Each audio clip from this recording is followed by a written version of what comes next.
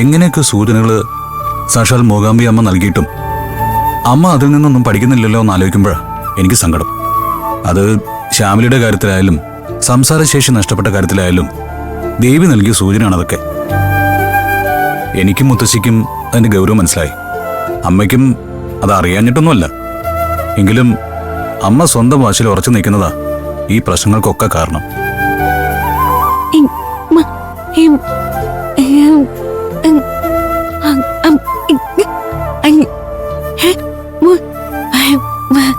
നീ മൂകാംബി അമ്മയോട് മനസ്സുരുകി പ്രാർത്ഥിച്ചിട്ടൊന്നും കാര്യമില്ല ദേവുട്ടി.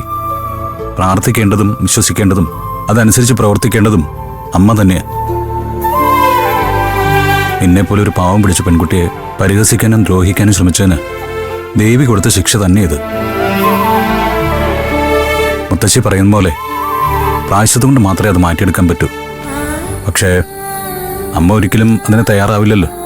ഇപ്പോഴും താൻ പിടിച്ച മുയലിന് 3 കൊമ്പെന്നുള്ള മട്ടിലല്ലേ അമ്മയുടെ വാക്കും പ്രവൃത്തിയൊക്കെ.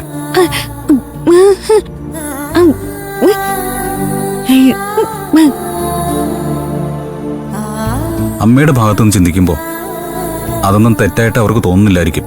പക്ഷേ നമ്മുടെ ഭാഗത്തുനിന്ന് ചിന്തിക്കുമ്പോഴേ നമ്മൾ തമ്മിൽ ഒന്നിക്കണമെന്ന് മൂകാംബി അമ്മ പോലും ആഗ്രഹിക്കുന്നുണ്ട്. അതുകൊണ്ടാ അതിനെതിരായി പ്രവർത്തിക്കുന്ന അമ്മയെ ദേവി ഇങ്ങനെ പരീക്ഷിക്കുന്നത്. അത് മനസ്സിലാക്കി സ്വയം തിരുത്തേണ്ടതിന് പകരം അമ്മ കൂടുതൽ കൂടുതൽ തെറ്റുകളിലേക്ക് പോവാ. ദേവൂട്ടിയുടെ കാര്യത്തിൽ എത്രയും പെട്ടെന്നൊരു തീരുമാനം എടുത്തേ പറ്റൂ. അല്ലെങ്കിൽ കാര്യങ്ങൾ മൊത്തത്തിൽ വഷളാവുകയുള്ളൂ.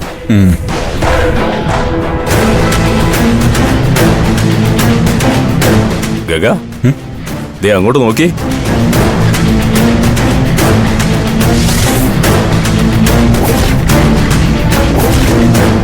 നിന്റെ പെണ്ണല്ലേ അത്? കൂടെ ആ പയ്യനും ഉണ്ടല്ലോ.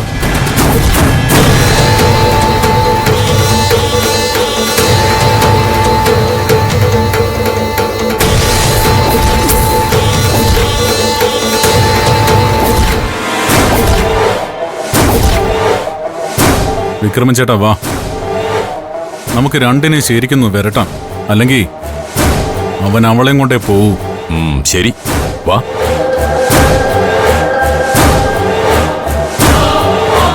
ഹലോ,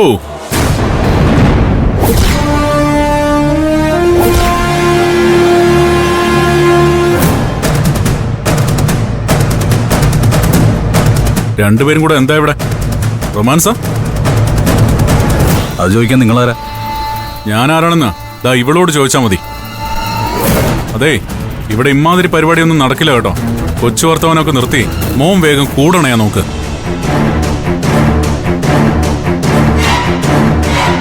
നിനക്കെന്താടി അന്തിമയങ്ങാറായ സമയത്ത് കണ്ണി കണ്ടവന്മാരുമായിട്ട് സോറ പറഞ്ഞു നിൽക്കാതെ വേഗം വീട്ടിൽ പോകാൻ നോക്ക്. ഞങ്ങൾ എപ്പോ പോണം, എന്ത് ചെയ്യണമെന്നൊക്കെ ഞങ്ങൾ തീരുമാനിച്ചോളാം. ഇതിലൊക്കെ ഇടപെടാൻ താനാരാ? എടാ കുഞ്ഞേ, ഒരുപാടങ്ങ് മൂപ്പിക്കല്ലേ. ഈ പെങ്കൊച്ചിനോട് കിന്നാരം പറഞ്ഞു നിൽക്കാതെ വേഗം സ്ഥലം വിടാൻ നോക്ക്. ഇല്ലെങ്കിൽ താൻ എന്ത് ചെയ്യണം? എന്ത് ചെയ്യുമെന്ന് കാണണോടാ? കാണണോ? ദേ, ഞാൻ കല്യാണം കഴിക്കാൻ പോകുന്ന കൊച്ചായത്. ഇവളുടെ പിന്നാലെ ചക്കരെ പഞ്ചാരെന്ന് പറഞ്ഞ് നടക്കാതെ മര്യാദയ്ക്ക് സ്ഥലം വിട്ടോണം. ഇല്ലെങ്കിൽ തീർത്ത് കളയും ഞാൻ. എന്നാ അതൊന്ന് കാണണമല്ലോ.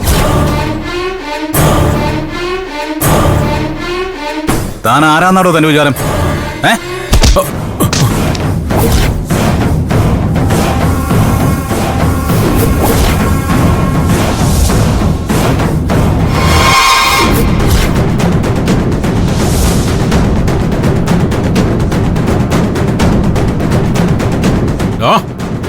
നിനക്കെന്നെ ശരിക്കും അറിയത്തില്ല.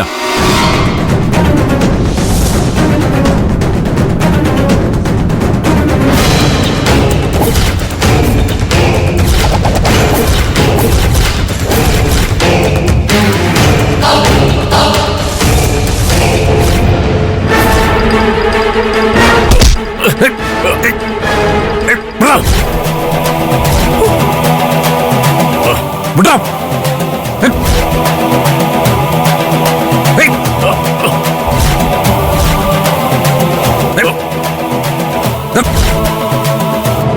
എന്റെ ദേവി, എന്താ ഇത്? സന്ധ്യമേട്ടന് ഒരാപത്ത് വരുത്തല്ലേ അമ്മ.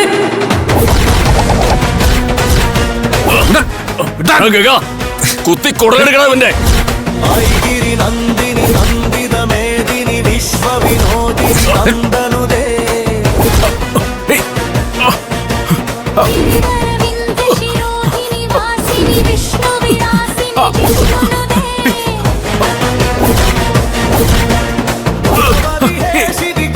കുടുംബിനി ഭൂരി കുടുംബിനി ഭൂരി ഹൃദേ ജയ ജയ ഹേ മഹിഷാസുരമർദിനി രമ്യകപർദിനി ശൈലസുതേ നവപാത്മാനിയ വിദ്യാനവാസേ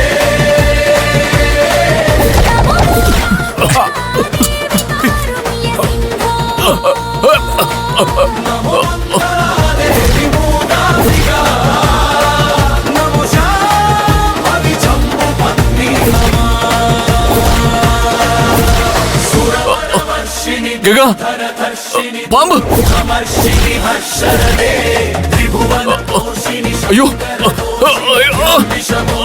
ഗഗ ഓടിക്കോ തനുജനി രോഷിണി ദീസുതരാശിനി ദുർമദശോഷിണി സിന്ധുസുതേ ജയ ജയ ഹേ മഹിഷാസുരമർദിനി രമ്യകപർദിനി ശൈലസുതേ.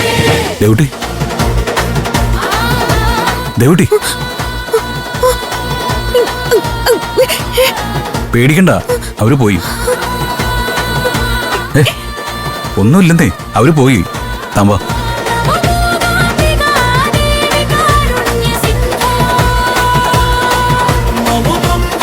ദേവി മൂകാംബിക